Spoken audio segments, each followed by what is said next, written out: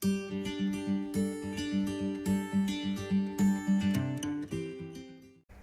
Everyone, life line academy में आपका स्वागत है। आज के इस वीडियो लेक्चर में हम कक्षा 12 के पहले चैप्टर केमिस्ट्री के पहले चैप्टर ठोस अवस्था का अध्ययन करेंगे। इस चैप्टर के हमारा 8वां लेक्चर है और हमारा संपूर्ण पाठ्यक्रम एनसीईआरटी पर आधारित है। एनसीईआरटी पैटर्न पर हम पूरा अध्ययन अब तक करते आ रहे हैं, आगे भी उसी पर जारी रखेंगे। हम हर एक वीडियो में जो न्यूमेरिकल आते हैं न्यूमेरिकल का भी अध्ययन करते हैं, जो थ्योरी आती है थ्योरी का भी अध्ययन करते हैं। जैसे कि आप देखते होंगे आपकी बुक में कुछ टॉपिक पढ़ा फिर पाठ्यनिहित प्रश्न आ जाते हैं, उन सब का सॉल्यूशन भी हम साथ में करते चल रहे हैं। तो आज के इस वीडियो में ठोसों से जुड़ी अपूर्णताएं, उसमें दोष क्या क्या होते हैं, कैसे होते हैं, उसके बारे में अध्ययन करने वाले हैं। तो ये देखते हैं। पहली हेडिंग है हमारी ठोसों में अपूर्णताएं। तो पहले तो पता होनी चाहिए ठोसों में अपूर्णताएं क्या होती हैं। ठोसों में अपूर्णताएं मुख्यतः उनके अवयवी कणों की व्यवस्था और अनियमितताओं के कारण होती है। अपूर्णताएं मतलब कमियां।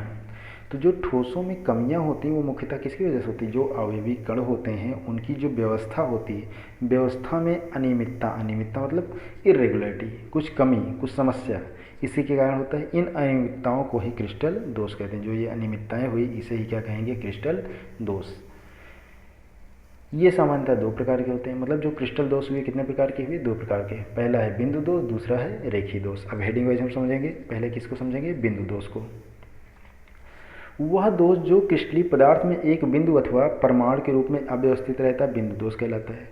मतलब जैसे कोई क्रिस्टल है, कोई ठोस है, अगर उसमें एक परमाणु या एक बिंदु अव्यवस्थित हो, अपने स्थान से विस्थापित हो गया हो या अपने स्थान से हट गया हो या कोई भी समस्या हो, बट एक बिंदु के रूप में, एक परमाणु के रूप में, एक अवयवी कण के रूप में, तो वही दोष क्या कहलाएगा, हमारा बिंदु दोष कहलाएगा। अब रेखीय दोष को समझते हैं, नाम से ही रेखा के रूप में। तो क्या कह रहे हैं, जब क्रिस्टल जालक में जालक बिंदु पूर्ण पंक्ति के रूप में, पंक्ति मतलब एक सीधी सी लाइन के रूप में अव्यवस्थित हो, उसमें इरेगुलरिटी आ जाए, तो वो क्या कहलाएगा, आपका रेखीय दोष कहलाएगा। अब बिंदु दोषों के हम प्रकार को देखेंगे हर एक के। इसे तीन प्रकार से वर्गीकृत किया गया। जो बिंदु दोष है क्या प्रकार से वर्गीकृत किया गया, तीन प्रकार से। स्टाइकियोमेट्री दोष, अशुद्धता दोष और नॉन स्टाइकियोमेट्री दोष। हर एक को हम हेडिंग वाइज पढ़ते चलेंगे, क्लासिफिकेशन लगातार पढ़ते चलेंगे तो बेहतर रहेगा हमारा। स्टाइकियोमेट्री दोष पहले समझते हैं क्या होता है। डिफिनीशन को हमें लिखना है, लिख करके उसे समझना है और फिर वही जब एग्जाम में आएगा तो हमें लिख देना है एज इट इज, जिससे कि आपको अच्छे मार्क्स मिल सकें। ये वे बिंदु हैं जो ठोस की स्टाइकियोमेट्री को विक्षुब्ध नहीं करते हैं। मतलब ऐसे दो जो ठोस है, ठोस की जो स्टाइकियोमेट्री जो संरचना है वो खराब नहीं होती। विक्षुब्ध होना मतलब खराब करना, खराब नहीं करते हैं। इस दोष को आंतर अथवा ऊष्मागतिकी दोष कहते हैं। एक और नाम दिया गया स्टाइकियोमेट्री को, आंतर अथवा ऊष्मागतिकी दोष। अब ये भी कई प्रकार से हो गए स्टाइकियोमेट्री। रिक्तिका दोष, अंतराकाशीय दोष, फ्रैंकेल दोष और शॉटकी दोष। सबको डिटेल में हम पढ़ते चलेंगे, लगातार वर्गीकरण करते चलेंगे और आगे की ओर बढ़ते चलेंगे। तो पहला क्या है हमारा, रिक्तिका दोष। तो आइए पढ़ते हैं और समझते हैं, फिगर में हम साथ में लिए ताकि आपको समझ में बेहतर आए। रिक्तिका दोष क्या है, जब क्रिस्टल जालक में कुछ स्थान रिक्त हो जाते हैं, नाम ही है, जब जालक में कुछ स्थान क्या हो जाए, रिक्त होने का मतलब खाली हो जाए, तो इस प्रकार के दोष को रिक्तिका दोष कहते हैं। उम्मीद है क्लियर हुआ होगा। जैसे देखिए ये ठोस है हमारा एक, इसमें देखिए दो स्थान खाली हैं, एक यहाँ पर और एक यहाँ पर, दो स्थान खाली हैं। तो क्या कहा, जब क्रिस्टल जाल में कुछ स्थान रिक्त हो जाएं, 1 2 3 4 कितने भी, तो रिक्त हो जाए मतलब खाली हो जाए, वही क्या कहलाएगा, हमारा रिक्तिका दोष। तो दो स्थान रिक्त हो गए, इसीलिए ये क्या कहलाया, रिक्तिका दोष। क्लियर। तो इस तरीके से होता है रिक्तिका दोष। अब इसमें कुछ पॉइंट्स और देख रहे हैं हम। इस दोष के कारण पदार्थ का घनत्व तो कम हो जाता है। आप देखिए ऊपर फिर से फिगर पर आते हैं। जैसे ये मान लीजिए कोई बर्तन है। अब बर्तन में अगर क्रमबद्ध तरीके से देखें, 3 ये 3 ये 3 ये 3 ये, कितना हो गया, 3 4 जा 12। मान लीजिए 12 आम है। अब दो को ये क्या कर रहे हैं, रिक्त कर रहे हैं। मान लीजिए रेड ले रहे हैं, रेड कलर को ले रहे हैं, एक यहाँ रिक्त कर दिए और एक यहाँ रिक्त कर दिए। रिक्त करने का मतलब यहाँ से आम को हटा दिया। अब 12 आम थे, 2 को हटा दिया तो कितने बचे, 10 आम। 10 आम जब बचे तो क्या उसका घनत्व या यूँ कहा जाए द्रव्यमान कम हुआ, बिल्कुल द्रव्यमान कम हो गया। और D होता है घनत्व बराबर द्रव्यमान बटे आयतन, D/m/v। अब अगर वॉल्यूम तो सेम है, बर्तन अब तो उतना ही बड़ा है, लेकिन मास क्या हो गया, कम हो गया। जब वॉल्यूम सेम है और मास डिक्रीज हो रहा है तो आपकी जो डेंसिटी है, जो घनत्व है, वो भी क्या हो जाएगा, घट जाएगा, कम हो जाएगा। तो वही कह रहे हैं कि जब रिक्तिका दोष उत्पन्न होता है तो घनत्व उसका क्या हो जाता है, कम हो जाता है। नेक्स्ट पॉइंट, यह दोष पदार्थ को गर्म करने पर उत्पन्न होता है। तो ये ध्यान देने वाली बात है, कभी कभार क्वेश्चन पूछ ले गर्म करने पर कौन सा दोष उत्पन्न होता है, कौन सा दोष उत्पन्न हुआ, रिक्तिका दोष उत्पन्न हुआ।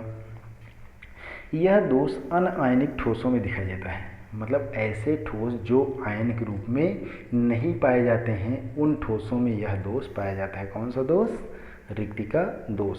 और कैसे उत्पन्न होता है, गर्म करने पर, मतलब कि जो रिक्तिका दोष है वो पदार्थ को गर्म करने पर उत्पन्न होता है। आप वीडियो को पॉज करके आराम से देख करके लिख सकते हैं।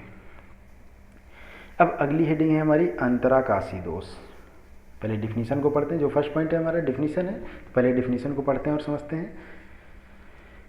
जब क्रिस्टल जालक में कुछ अवयवी कण अंतराकाशीय स्थल पर पाए जाते हैं, अंतराकाशीय स्थल मतलब उसी क्रिस्टल के किसी अन्य स्थान पर चले जाएं, तो इस प्रकार के दोष को अंतराकाशी दोष कहते हैं। अब देखिए ये हमारा क्रिस्टल है, इसमें आप देखिए एक ये और एक ये दो अलग से कहीं से आ गए, नहीं तो पैटर्न तो वैसे सिंपल था, ये चार थे, ये चार था, ये चार था, चार चार ऐसे थे, लेकिन ये दो अलग से आ गए हैं। तो ये दोनों जब अलग से आ गए तो अंतराकाशी स्थल पर आ गए कि नहीं आ गए, तो ये कौन सा दोष हो गया, अंतराकाशी दोष हो गया। अब नेक्स्ट पॉइंट की बात किया जाए तो इसमें क्या लिखा है, इस दोष के कारण पदार्थ का घनत्व बढ़ जाता है। फिर से देखिए आम को ही लीजिए, चार मान लीजिए ये 3, 3 6, 3 9, 3 12, 12 आम थे। अब 2 आम एक्स्ट्रा आ गए, 2 आम एक्स्ट्रा आ गए तो उसका द्रव्यमान बढ़ेगा, द्रव्यमान बढ़ेगा तो घनत्व बढ़ जाएगा, क्योंकि आयतन कांस्टेंट है। क्लियर हुआ कि नहीं हुआ, तो इसका घनत्व क्या हो जाता है, बढ़ जाता है। और यह दोष अनायनिक ठोसों में दिखाई देता है, ये जो दोष है वो भी अनायनिक ठोसों में दिखाई देता है। अब हमारा आ गया फ्रैंकल दोष। तो फ्रैंकल दोष को समझते हैं। इस प्रकार के दोष में लघु आयन सामान्यतः धन आयन, लघु आयन मतलब जो छोटा आयन है, ध्यान दीजिए, धन आयन होगा तो वो इलेक्ट्रॉन को त्यागेगा, इलेक्ट्रॉन को त्यागेगा तो इलेक्ट्रॉन की कमी होगी, और जब इलेक्ट्रॉन की कमी होगी तो वो आयन का साइज क्या हो जाएगा, छोटा हो जाएगा। छोटा होने की वजह से उसे क्या बोला गया, लघु आयन, इसीलिए लिखा गया सामान्यतः धन आयन। अपने वास्तविक स्थान से विस्थापित होगा, मतलब जो उसका एक्चुअल स्थान है वहाँ से हट जाए और किसी अन्य अंतराकाशीय स्थल पर चला जाए। कोई भी जो अन्य अंतराकाशीय स्थल है वहाँ पर चला जाए तो इस प्रकार से कौन सा दोष उत्पन्न होगा, फ्रैंकल दोष उत्पन्न होता है। अब ध्यान दीजिए, ये यहाँ पर धन आवेश है, यहाँ दिख रहा है, रुकिए थोड़ा हम इसको सर्किल में कर देते हैं। ये यहाँ देखिए बीच में धन दिख रहा है, और ये कहाँ से आया है, यहाँ से आया है, यहाँ से गायब हुआ ना, देखिए। तो यहाँ से जो गायब होकर इधर गया, मतलब यहाँ से जो गायब होकर के इस स्थान पर आया दूसरे वाले पॉइंट पर, तो वही क्या कहलाया, फ्रैंकल दोष कहलाया। फिर से डिफिनीशन एक बार समझ लीजिए कि इस प्रकार के दोष में सामान्यतः लघु आयन अपने वास्तविक स्थान से विस्थापित होकर, जो उसका एक्चुअल स्थान है वहाँ से हट करके किसी अन्य अंतराकाशीय स्थल पर चले जाते हैं, किसी भी अन्य स्थान पर चले जाते हैं, तो फ्रैंकल दोष उत्पन्न होता है। इस दोष को विस्थापन दोष भी कहते हैं, चूँकि अपने स्थान से हट गया, विस्थापित हो गया, इसीलिए क्या नाम पड़ा, विस्थापन दोष। इस दोष में ठोस का घनत्व परिवर्तित नहीं होता है, भाई जितने आयन थे उतने ही आयन उपस्थित हैं, केवल स्थान बदल रहा है, तो स्थान बदलने से उसका घनत्व में कोई भी परिवर्तन नहीं होगा। और यह दोष आयनिक ठोस में पाया जाता है, मतलब ऐसे ठोस जो कैसे होते हैं, आयनिक होते हैं, उन्हीं में यह दोष पाया जाएगा। नेक्स्ट पॉइंट की बात किया जाए तो यह दोष उन आयनिक ठोस में पाया जाता है जिनमें आयनों के आकार में अधिक अंतर होता है, मतलब जो धन आयन और ऋण आयन होते हैं उनके आकारों में काफ़ी ज़्यादा अंतर होता है, अधिक अंतर होता है, उन्हीं में पाया जाता है। अब एग्जाम्पल की बात करें तो ZnS, AgCl, AgBr और AgI सिल्वर आयोडाइड, तो ये सब क्या है, एग्जाम्पल हैं किसके, फ्रैंकल दोष के। अब हमारा दूसरा आ गया शॉटकी दोष। इसका भी डिफिनीशन पढ़ के थोड़ा समझते हैं, फिर फिगर को भी हम लेंगे। इस प्रकार के दोष में धन आयन तथा ऋण आयन बराबर संख्या में आयनिक ठोस से लुप्त हो जाते हैं, मतलब धन आयन भी गायब हो जाता है और ऋण आयन भी। आइए देखिए फिगर को देखते हैं और समझने की कोशिश करते हैं। यहाँ देखिए, यहाँ धन आयन होगा, यहाँ पर ऋण आयन होगा, यहाँ पर धन आयन होगा और यहाँ पर ऋण आयन रहा होगा। ये सभी क्या हो गए, गायब हो गए, मतलब टोटल 2 धन आवेश गायब हो गए और 2 ऋण आवेश। मतलब बराबर संख्या में। यहाँ बराबर है कि नहीं, 2 धन और 2 ऋण, तो संख्या कैसी हो, बराबर संख्या में गायब होते हैं। और क्या कह रहे हैं, धन आयन भी और ऋण आयन भी। देखिए ये धन आयन है और ये ऋण आयन है। यहाँ फिगर में देखेंगे धन के ऋण के बगल में धन, मतलब ये धन आयन, ये यहाँ पर धन आयन, ये दोनों गायब हैं और ये ऋण आयन गायब हैं। क्लियर है। तो जितने धन आयन उतने ऋण आयन अगर गायब हो जाए तो कौन सा दोष उत्पन्न हो गया, हमारा शॉर्ट की दोष उत्पन्न हो गया। इस दोष को आयनिक ठोसों का रिक्तिका दोष भी कहते हैं। भाई गैप उत्पन्न हो रहा है, रिक्त स्थान उत्पन्न हो रहा है, इसीलिए क्या नाम पड़ा इसका, रिक्तिका दोष। इस दोष के कारण ठोसों का घनत्व कम हो जाता है। जब आयन ही गायब हो गए, परमाणु संख्या कम हो गई, या आयनिक संख्या, या यूँ कहा जाए अवयवी कणों की संख्या कम हो गई, और अवयवी कणों की संख्या कम हो गई तो घनत्व क्या हो जाएगा, कम हो जाएगा। यह दोष किन ठोसों में पाया जाता है, आयनिक ठोसों में पाया जाता है। तो यह दोष आयनिक ठोसों में पाया जाता है। यह दोष उन आयनिक ठोस में पाया जाता है जिसमें धन आयन और ऋण आयन में लगभग आकार क्या होते हैं, समान होते हैं। अभी ऊपर में आपने पढ़ा फ्रैंकल में कि आयनों के आकार में बहुत ज़्यादा अंतर होता है, पर शॉर्टकी में आयनों के आकार लगभग समान होंगे तब यह दोष पाया जाएगा। एग्जाम्पल जैसे NaCl, KCl, CSCl, AgBr etcetera, ये सभी क्या हैं, एग्जाम्पल हैं। यहाँ नोट में हमने एक पॉइंट लिया है जो सिल्वर ब्रोमाइड है, एक ऐसा उदाहरण जिसमें फ्रैंकल दोष भी पाया जाता है और शॉर्टकी दोष, दोनों प्रकार के दोष पाए जाते हैं। क्लियर। अब अगली हेडिंग हमारी है अशुद्धता दोष। नाम से लग रहा है अशुद्धता मतलब कि कुछ अशुद्धियाँ मिली होंगी। तो देखिए क्या कह रहे हैं, यदि अल्प मात्रा में SrCl2 युक्त गलित NaCl को क्रिस्टलीकृत किया जाए तो Na+ के कुछ स्थान Sr2+ द्वारा घेर लिए जाते हैं, अर्थात ग्रहण कर लिए जाते हैं। मतलब SrCl2 में कुछ NaCl के क्रिस्टल को मिला दिया जाए तो Sr2+ के कुछ क्रिस्टल NaCl के स्थान को क्या करेंगे, ग्रहण कर लेंगे, मतलब NaCl को रिप्लेस कर देंगे। अब जब रिप्लेस करेंगे तो ध्यान दीजिए Na पर चार्ज कितना है, +1 है, और Sr पर चार्ज कितना है, +2 है। तो विद्युत उदासीनता को बनाए रखने के लिए 2 Na गायब हो जाते हैं। Na कितना गायब हो जाता है, 2 गायब हो जाता है। तो वही अगला पॉइंट है, विद्युत उदासीनता को बनाए रखने के लिए Sr2+ Na के 2 आयनों को विस्थापित कर देता है। देखिए विद्युत उदासीनता को बनाए रखने के लिए Sr2+ Na के 2 आयनों को विस्थापित कर देता है। अब आइए फिगर को थोड़ा समझते हैं। यहाँ फिगर में देखिए Na+ Cl- फिर Na+ फिर Cl- क्रमबद्ध है। यहाँ पर क्या रहा होगा, Na+ रहा होगा और यहाँ पर भी क्या रहा होगा, Na+ रहा होगा, पर इस वाले स्थान पर क्या आ गया, Sr आ गया, स्ट्रोंशियम 2+। अब धन की संख्या ज़्यादा होगी क्योंकि एक ही प्लस था, इसीलिए एक प्लस को यहाँ से भी क्या किया, इसने रिमूव कर दिया Na+ को। तो टोटल कितने रिमूव हो गए, 2+ रिमूव हो गए और 2+ आ भी गया, ताकि क्या बना रहे, वो विद्युत उदासीन बना रहे आपका जो क्रिस्टल है। नेक्स्ट पॉइंट की बात किया जाए तो Sr2+ आयन एक स्थान ग्रहण कर लेता है तथा दूसरा स्थान रिक्त रहता है। बिल्कुल आप फिगर में देखिए फिर से कि एक स्थान तो ग्रहण कर लिया लेकिन दूसरा स्थान कैसा रह गया, रिक्त रह गया, खाली रह गया। ठीक है, रिक्त स्थान रह जाता है। इस प्रकार के दोष में धन आयन रिक्तियों की संख्या Sr2+ आयनों की संख्या के बराबर होती है। ये Sr2+ कितना है, 1 है, तो रिक्त स्थान कितना होगा, 1 होगा। अगर Sr2+ 2 होता तो रिक्त स्थान भी कितना होता, 2 होता।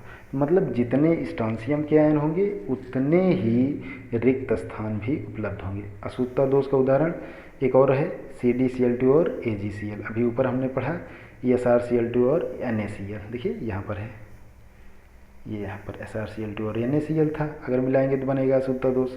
और ये दूसरा है CdCl2 और AgCl को भी मिलाएंगे तो भी अशुद्धता दोष बनेगा। नेक्स्ट हेडिंग है नॉन स्टोइकियोमेट्री दोष। ये भी कितने प्रकार के होते हैं, 2 प्रकार के, धातु आधिक्य दोष और धातु न्यूनता दोष। नाम से ये धातु आधिक्य दोष मतलब धातु की अधिकता, धातु न्यूनता दोष मतलब धातु की न्यूनता या कमी। तो अब हम पहला हेडिंग लेंगे क्या, धातु आधिक्य दोष। ये भी कितने प्रकार का हुआ, 2 प्रकार का। ऋण आयनिक रिक्तिया के कारण धातु आधिक्य दोष, अतिरिक्त धन आयनों के अंतराकाशीय स्थलों पर उपस्थित कारण धातु आधिक्य दोष। एक एक को लेंगे हेडिंग वाइज। पहला हेडिंग क्या है, ऋण आयनिक रिक्तिया के कारण धातु आधिक्य दोष। हेडिंग को ही समझिए, हेडिंग से ही हमारा काफ़ी हद तक कॉन्सेप्ट क्लियर होता है। फिर भी देखिए लिखा है हमने, फर्स्ट पॉइंट समझिए इसको, किसी भी यौगिक में ऋण आयन की अनुपस्थिति के कारण ऋण आयन रिक्त का लिखा हुआ है ना, रिक्त का मतलब कमी, तो वही क्या कह रहे हैं, ऋण आयन की अनुपस्थिति के कारण धन आयन की अधिकता हो जाएगी। भाई कोई भी क्रिस्टल है, मान लीजिए धन आयन और ऋण आयन दोनों में समान है, अगर समान है और एक ऋण आयन गायब हो जाए तो धन आयन की क्या हो जाएगी, बेशक अधिकता हो जाएगी। इस प्रकार के दोष को ऋण आयनिक रिक्तिका के कारण धातु आधिक्य दोष कहते हैं। मान लो कोई क्रिस्टल है, एक प्लस फिर माइनस फिर प्लस फिर माइनस ऐसे बना हुआ है, अब एक ऋण आयन अनुपस्थित हो गया, मान लीजिए ये गायब हो गया। अगर ये गायब हो गया तो टोटल 2 धन आयन और एक ऋण आयन, धन आयन क्या हो गए, ज़्यादा हो गए, और हमें पता है धातुओं पर कैसा आवेश होता है, धन आवेश होता है। क्लियर, तो वही क्या कहलाता है, धातु आधिक्य दोष कहलाता है। फिर इस दोष के कारण उत्पन्न रिक्त स्थान को होल कहते हैं। जो रिक्त स्थान उत्पन्न हुआ उसका क्या नाम दिया गया, होल। यौगिक की विद्युत उदासीनता को बनाए रखने के लिए इलेक्ट्रॉन क्रिस्टल ऋण आयनिक स्थान को अध्यासित कर लेते हैं। विद्युत उदासीन बनाने के लिए जो रिक्त स्थान होता है उस पर कौन चला जाता है, इलेक्ट्रॉन चले जाते हैं, ताकि विद्युत उदासीन बना रहे। इलेक्ट्रॉन द्वारा अध्यासित रिक्त स्थान को यफ केंद्र कहते हैं, नाम दिया गया उसका यफ केंद्र, फॉरवेलजेंटर केंद्र। यफ केंद्र क्रिस्टल के रंग के लिए उत्तरदायी, जैसे कोई भी क्रिस्टल होगा उसका एक विशेष रंग होता है, रंग होने का रीज़न यही है यफ केंद्र। इसके एग्जाम्पल क्या हैं, क्षारकी हैलाइड जैसे NaCl KCl इस प्रकार के दोष दर्शाते हैं। जो NaCl और KCl होता है, आप जैसे देखिए जो ठोस NaCl मीन्स जो बड़े बड़े टुकड़ों में आता है, मतलब कि आप बारीक पीसा हुआ बात ना कीजिए, तो वो जो नमक होता है काफ़ी दिन तक रखा रहे तो थोड़ा उसका कलर चेंज होने लगता है। चेंज होने का रीज़न यही एफ केंद्र है, एफ सेंटर की वजह से ही होता है। इसमें देखिए हमने दे भी रखा है कैसे कैसे चेंज होता है, रंग क्या होता है। NaCl का रंग कैसा हो जाता है, पीला हो जाता है, नमक के लिए अभी हमने बताया। LiCl अगर लिथियम क्लोराइड रखा हुआ है तो गुलाबी हो जाएगा, KCl पोटेशियम क्लोराइड रखा हुआ है तो वो बैगनी रंग का हो जाएगा। नेक्स्ट पॉइंट की बात किया जाए तो अतिरिक्त धन आयनों का अंतराकाशीय स्थल पर उपस्थिति के कारण धातु आधिक्य दोष, इसके बारे में समझते हैं। यह ठोस को गर्म करने पर उसमें से ऑक्सीजन निकलने से उत्पन्न होता है। अगर कहा जाए ये जो दोष है हेडिंग, ये किस प्रकार से उत्पन्न होता है, जब ठोस को क्या करते हैं, गर्म करते हैं तो उसमें जो ऑक्सीजन रहता है वो निकल जाता है, जिससे यह दोष उत्पन्न होता है। नेक्स्ट पॉइंट, जेड आयनों को कमरे के ताप पर सफ़ेद रंग होता है। जो जिंक ऑक्साइड होता है कमरे के ताप पर कैसा होता है, सफ़ेद होता है, परंतु उसे जब गर्म करते हैं तो उसमें से ऑक्सीजन क्या होगी, निकल जाएगी, और यह किस रंग कन्वर्ट होगा, पीले रंग में कन्वर्ट। जेड आयन रिएक्शन दे दिया, ये जो ट्राइंगल का सिंबल लगा हुआ है ये हीट का सिंबल है। हीट के Zn2 plus half of O2 plus half 2 electron balance करने के लिए ये इलेक्ट्रॉन लगे हुए हैं, तो इस प्रकार से इसका रंग क्या हो जाता है, बदल जाता है। नेक्स्ट पॉइंट है धातु न्यूनता दोष। इसमें देखते हैं कुछ ठोसों में स्टाइकियोमेट्री की तुलना में धातु की मात्रा कम होती है। जितना हमें लगता है कि धातु इतनी होनी चाहिए पर एक्चुअल में उतनी धातु होती नहीं है, तो वही क्या कहलाता है, इस प्रकार से उत्पन्न दोष को धातु न्यूनता दोष कहते हैं। मतलब धातु की कमी होती है, इसीलिए क्या नाम पड़ा उसका, धातु न्यूनता दोष। जैसे आयरन ऑक्साइड FeO में ना लग रहा है कि आयरन एक परमाणु और ऑक्सीजन एक परमाणु, बट एक्चुअल में ऐसा नहीं है। देखिए आयरन 0.95 है और ऑक्सीजन बेशक एक है, तो FeO के क्रिस्टल में Fe2+ के स्थान पर कौन आ गया, Fe3+ आयन आ जाते हैं, और विद्युत उदासीनता को बनाए रखने के लिए Fe2+ आयन लुप्त हो जाता है, और Fe2+ आयन की क्या हो जाएगी, कमी हो जाएगी। जब लुप्त हो जाएगा तो कमी हो ही जाएगी, और कमी होने की वजह से ही कौन सा दोष उत्पन्न होगा, धातु न्यूनता दोष उत्पन्न होगा।